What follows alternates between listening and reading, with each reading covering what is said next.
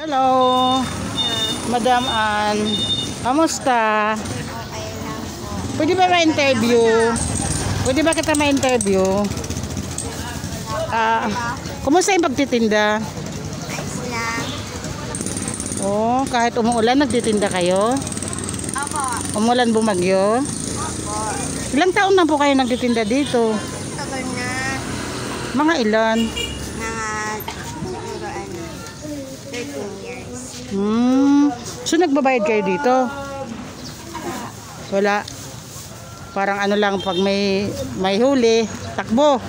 Ganun lang eh. Pag may huli, takbo. Kumusta naman, nakakaraos naman tayo sa... Nakakaraos. Sali mo naman sila. Na.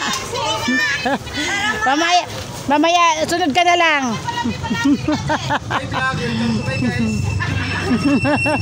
Sali mo naman sila, ate. Kumusta naman yun sa mga pangangailangan natin sa araw-araw? Nakakaraos naman. Okay. O kahit nga anong hanap buhay, basta marangal. Ano po?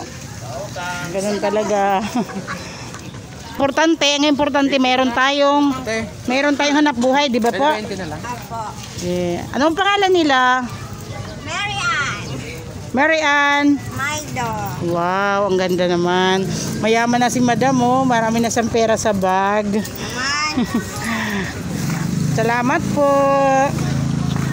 Thank you Mga po. magkano ang kapital mo dito? Pende. Mga 10K. 10. Kumusta naman yung kapital? Utang o sarili? Sarili ko. Oo, kasi pag utang mahirap, no? Mahirap makaraos. Apo. 40 yung pera mo yan. Ayan mga guys, bili na kayo dito. Wala yun. Ayan, oh. Marami silang gulay. May mga tingi-tingi. Mayroon pwedeng isang piraso. Ayan, pang masa po siya. Araw-araw po andito sila. Dito po ito sa Santo Niño Street. Ayan po. Salamat po Madam Ann. God bless po. Hello Day! Musta na? Musta na ang buhay? Ayan, daming saging. Ayan si Mr. Kumusta pagtitinda, sir? Ay, okay naman po. Nakakaraos naman. Kahit piso-piso. Pero minsan nalulugi rin, ano? Hindi po mawala sa negosyo po yan. Ganun ba? Mga ilang taon na kayo dito, sir? Medyo matagal na rin po. Mga 10? Nag-aaral yung anak namin. Yan. Nasa gilid lang po sila ng kalsada. Dito po ito sa Santo Niño Street sa Payatas, Quezon City. Ayan po. Ayan po sila dito nagtutulungan ng kanyang may bahay. Hello ma'am, pangalan nila ma'am? Ano bang pangalan ko dyan, ma'am? Oo or hindi? Yun, kahit ano, basta pang may pangalan. Basta may Yung totoo, para nakikita kayo ng mga ano nyo, mga customer nyo. Hello, Bisaya ito siya. Oo, Bisaya. Yeah, ano province sila ma'am? Bisaya man eh, taga Sarangani.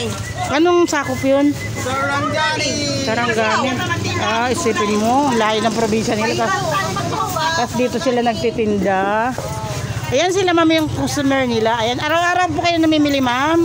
Hindi po, Minsan. minsan po, pag wala nang tinda. Nadaanan ng tumal. pag naubos. Ayan, ang tiyaga po nila mga guys. Araw-araw, umulan bumagyo po, andito po sila. Oo, dito talaga. Ganyan po yung mga matyaga po sila. Ayan. Gumuhuma ng mundo. Pero nakakaraos kayo sa araw-araw, madam, di ba po? Nakapagpaaral ang mga anak, tapos nakakakain ng tama. Ayan po, bili na po kayo ng mga gulay-gulay nila. Ayan, presko po. Galing po ito saan? Balintawak o Commonwealth? Wow, may ano po kayo? May service kayo, ma'am? 3 wheels lang. 3 wheels o yung motor na may sidecar?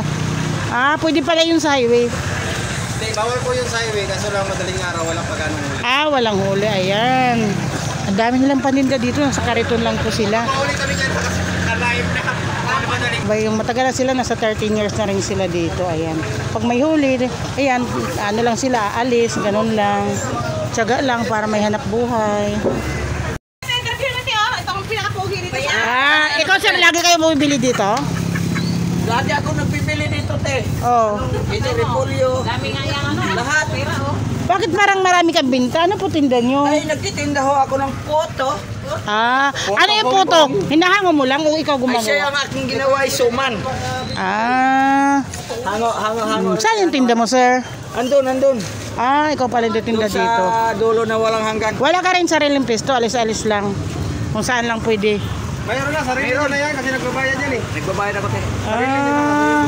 Yan. Basta importante may trabaho, marangal na. Ano. Oo, kahit nasa gilid na kalsada, hindi po nakakaperwisyo, nasa tabi lang po. Ano po? Ayan, maraming salamat po dito sa mga nagtitinda.